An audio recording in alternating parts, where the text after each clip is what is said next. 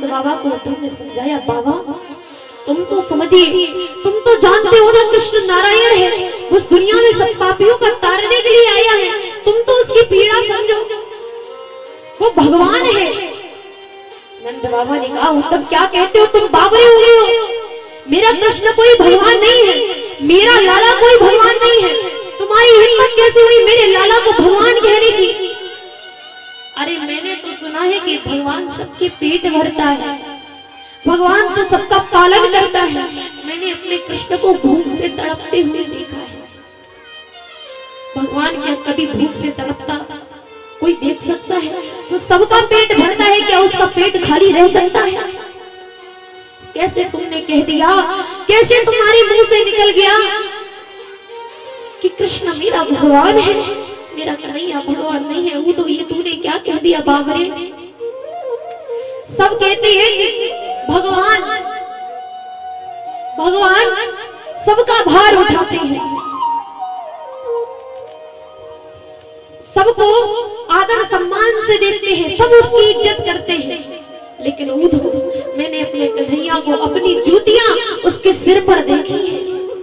जब जब मैं जूतियां नहीं पहनता भाग करके आता, अरे बाबा तुमने आज जूतियां फिर नहीं पहनी, यशोदा मैया ने जान लिया तो फिर डांटेगी कि तुमने जूतियां क्यों नहीं पहनी। तो कन्हैया उन जूतियों को अपने सिर पर रख करके लाता कि बाबा जल्दी से जूतियां पहन लो वरना मैया चिल्लाएगी। तो क्या कोई भगवान साधारण से व्यक्ति की पादुका अपने सिर पर रख सकता है? मेरा कन्हैया भगवान नहीं है, वो तो तूने क्या कह दिया। बाबा रोने लगे और कहा, ए उद्धव, ए बाबरे उद्धव, कहते हैं सुख में कन्हैया साथ हो या ना हो, सुख में भगवान साथ हो या ना हो, दुख में अवश्य सभी के साथ में खड़ा होता है। और तेरे कहने का मतलब क्या है, मेरा जब दुख आया तो मेरा भगवान भी मुझे छोड़कर चला गया।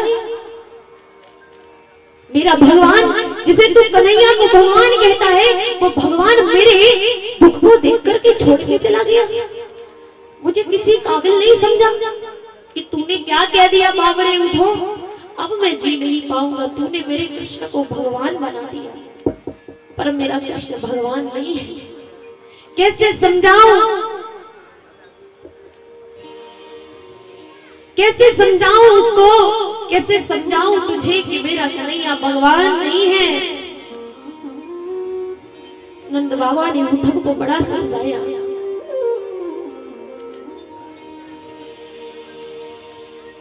और अब उद्धव मिलने चला है गोपियों से, उन बाबरी गोपियों से जो कृष्ण से इतना प्रेम करती हैं कि जब से कन्हैया गए हैं, जब से कृष्ण गए हैं, उन्होंने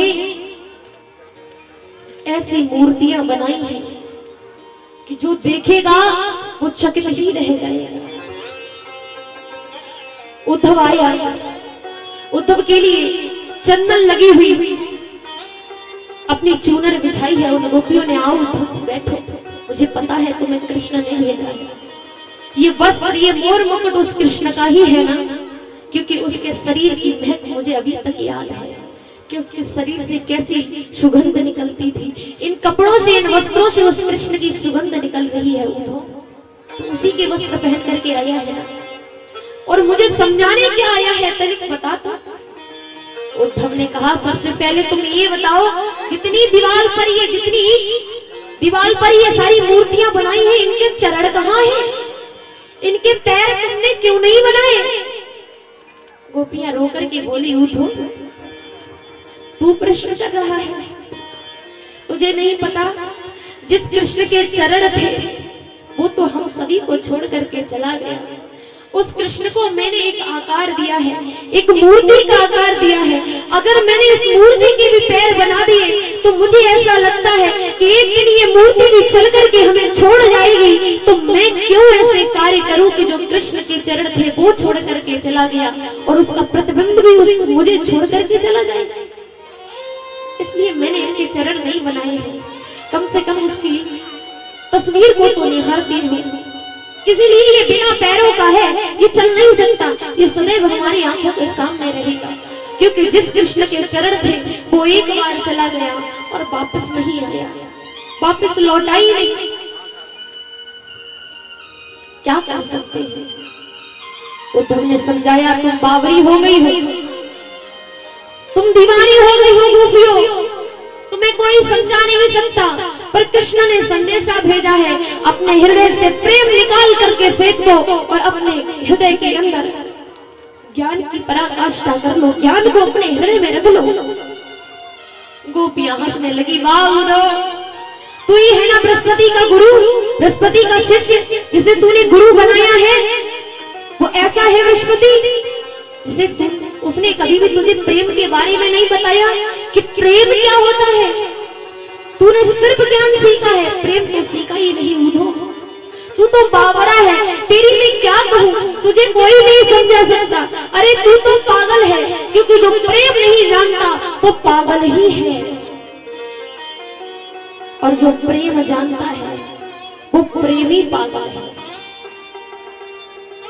लेकिन तू तो वो मूर्ख है जो भगवान के साथ रहकर भी उसे समझ नहीं पाया।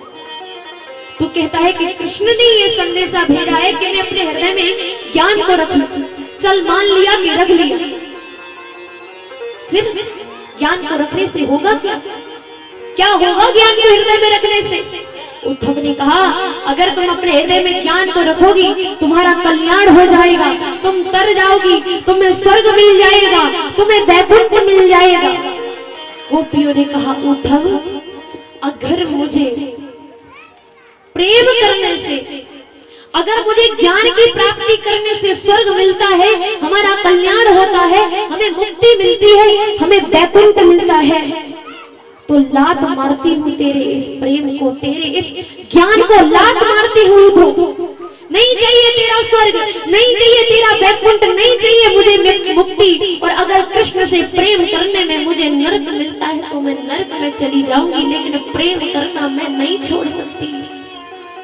मैं उस कृष्ण से प्रेम करना नहीं छोड़ सकती। वो हमारी धड़कन है, वो हमारी जान है, मैं कैसे छोड़ दूं उसको। उद्धव, तूने इतने दिनों में कुछ नहीं सीखा, तेरी जिंदगी व्यर्थ चली गई उद्धव, तूने कुछ नहीं सीखा। तुझे क्या पता कि प्रेम क्या होता है, प्रेम की शक्ति क्या होती है, प्रेम का तेज क्या होता है, तू कुछ नहीं जानता। प्रेम क्या होता है? प्रेमी को छोड़ सकते हैं पर उसकी बातें नहीं। प्रेमी को छोड़ा जा सकता है लेकिन उसकी यादें नहीं मिटाई जा सकती। उसकी यादों को हमेशा हमेशा के लिए नहीं निकाला जा सकता, उसकी बातों को भुलाया नहीं जा सकता। गोपियां कहती हैं, कार्य को छोड़ो जा सके लेकिन कार्य की बातें ना छोड़ी जा सके। कार्य को मैं छोड़ने को तैयार हूं, लेकिन तुम कहो कि कार्य की बातें छोड़ दो, उस कन्हैया की बातें भी छोड़ दो। जिन बातों के लिए, जिन यादों के लिए मैं जी रही हूं, उन यादों को, उन बातों को मैं छोड़ दूं, फिर मैं किसके सहारे जीऊंगी? कौन है मेरा सहारा उसमें? याद के सिवा मेरे पास सिर्फ याद ही तो रह गई है। मैं सिर्फ याद ही तो कर सकती हूँ। प्रेमी को तो वो अक्रूर छीन ले गया, क्या मैं उसे याद भी नहीं कर सकती? इतना भी मेरा हक नहीं है क्या? और गोपियां